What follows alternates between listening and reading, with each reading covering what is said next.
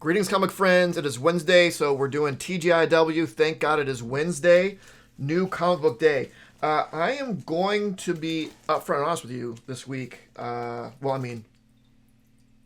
do every week, but today in particular. I read all these already. I'm not going to give away any spoilers or anything in case you're watching this and haven't read these and you're going to read them. But I found because I read so much, and not just new comics, but old comics, and I read like actual bound books as well. I read so much, as you can probably as you've probably noticed. A lot of times when I'm talking about a book on one of these TGIWs, it's like I don't really remember what this book is about.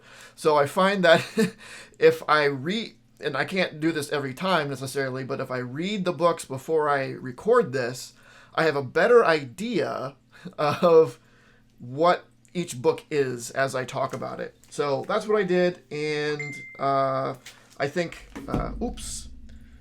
forgot to turn this thing on silent, didn't I? Doesn't make any sense. All right. So I think I'll be able to, talk better to things a little bit here. So let's get going.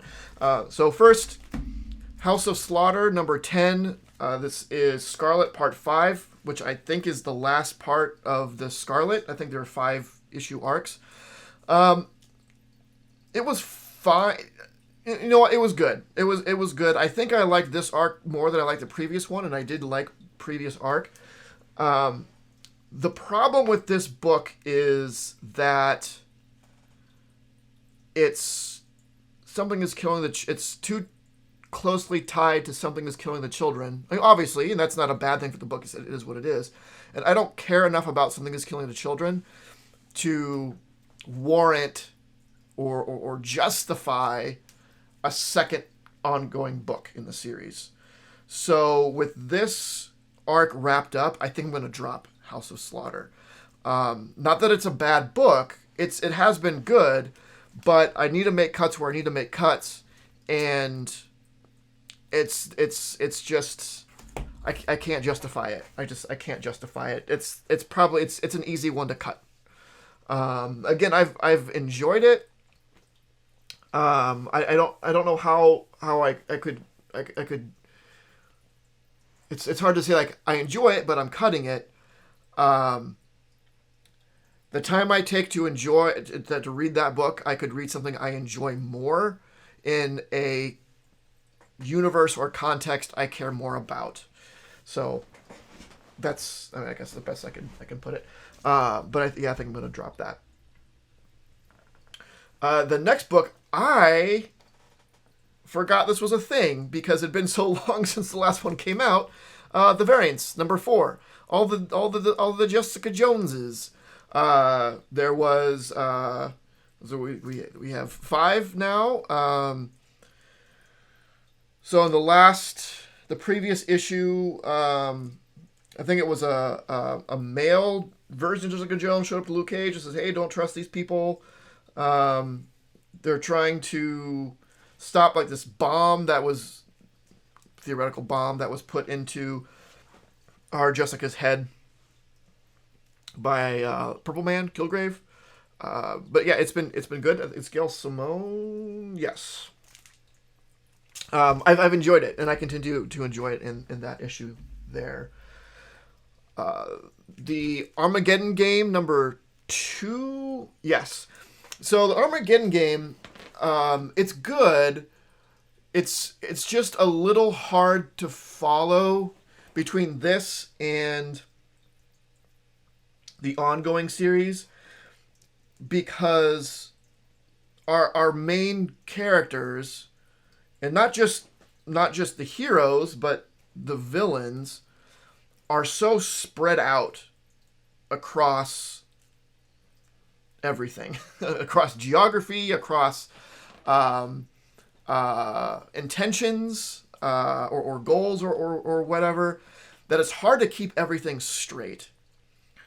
The story is interesting, and it's involving like every character that has ever been in this series is like getting involved in this, and it's it's a big grandiose thing that they're trying to do, and I appreciate it. And it's not bad. It's a lot. It's a lot, and it makes it hard to kind of follow. Um, yeah, I don't know, and I don't know how to fix it because I wouldn't want just like here's 3 issues of just this focusing on this one group of people, and this next 3 issues on this other group of people. I think you get lost on in like what is happening in parallel.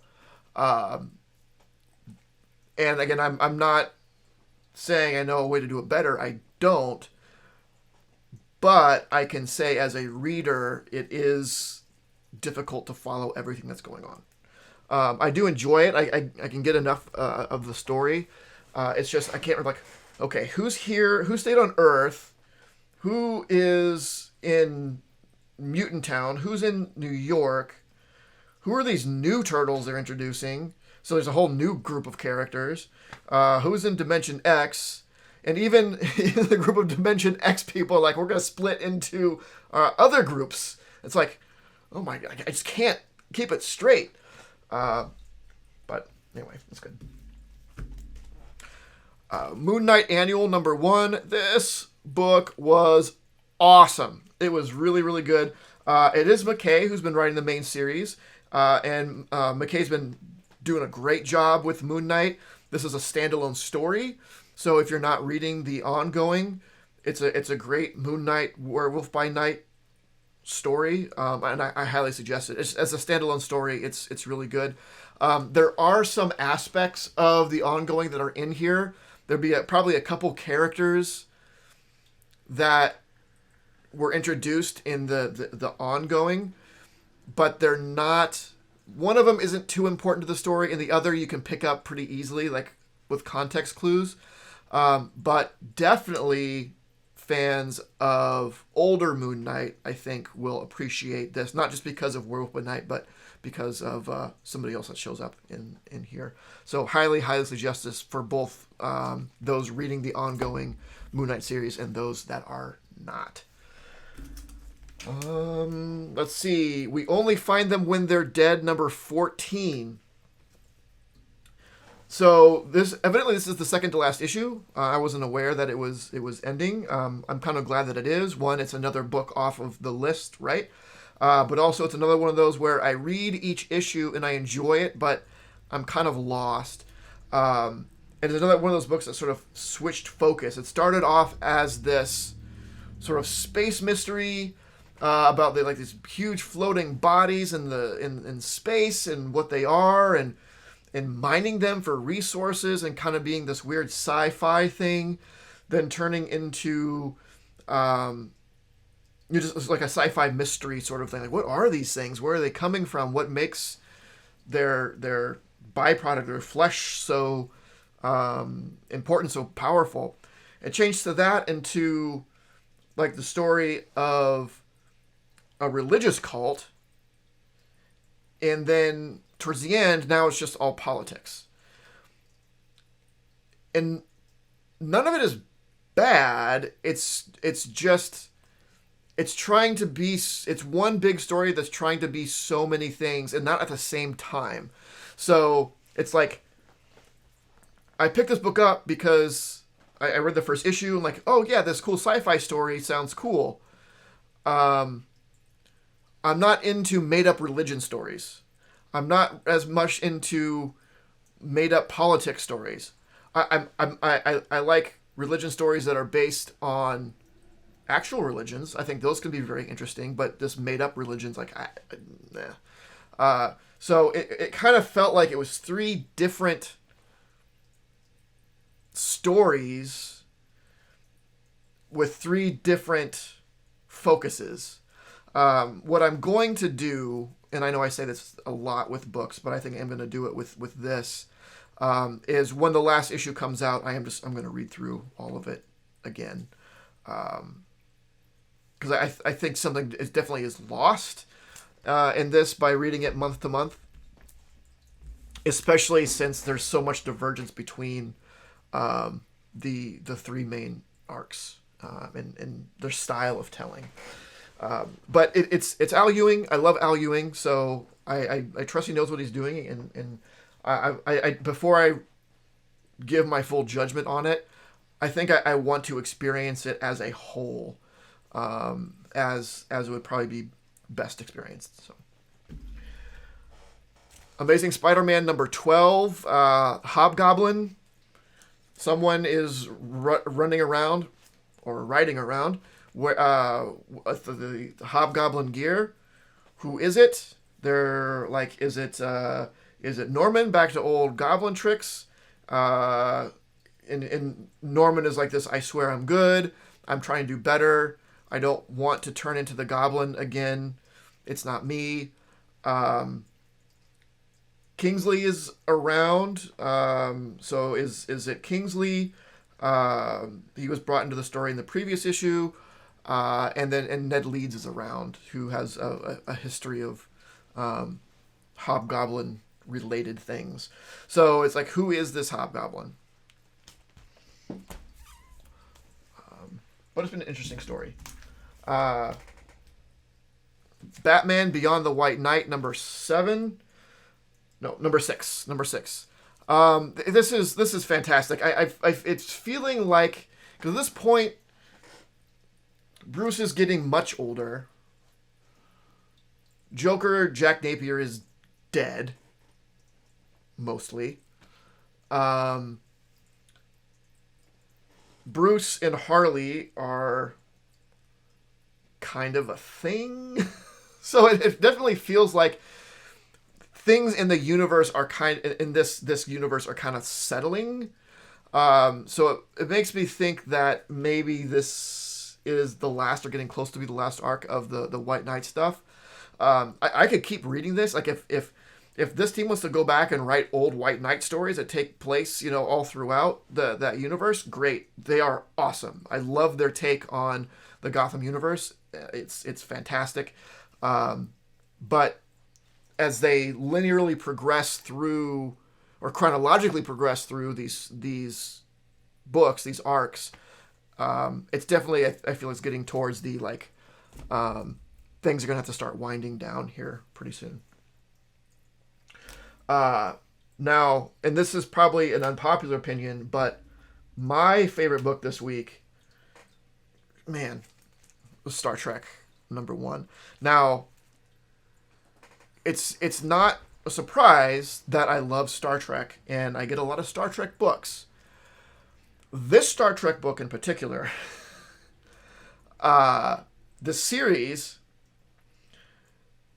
picks up, and I've also mentioned that my favorite Star Trek series of all time is Deep Space Nine, which ended on, I'm not going to say a cliffhanger, but I will say it ended with a really, really big loose thread, like a really big loose thread.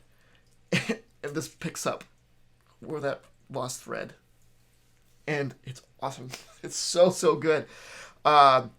If you did not watch DS9, or you did watch DS9 and you did not care for it, do not get this book. If you didn't watch it, it's not going to make a lot of sense. If you did watch it and didn't like it, it's more DS9 centric stuff.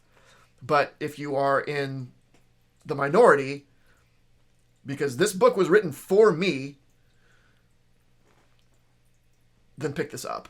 If you're in the minority of you watched DS9, that cuts off a lot of people, and then also you liked DS9, cuts off more people, get this book, 100%.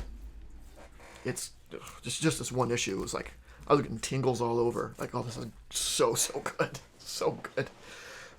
It does bring in other characters from other Treks as well. I mean, the cover shows it, right? Not spoilers. Beverly Crusher, and Data is back there. So there are some others that show up, maybe, from other. There are others that show up from other Star Trek people. It's great.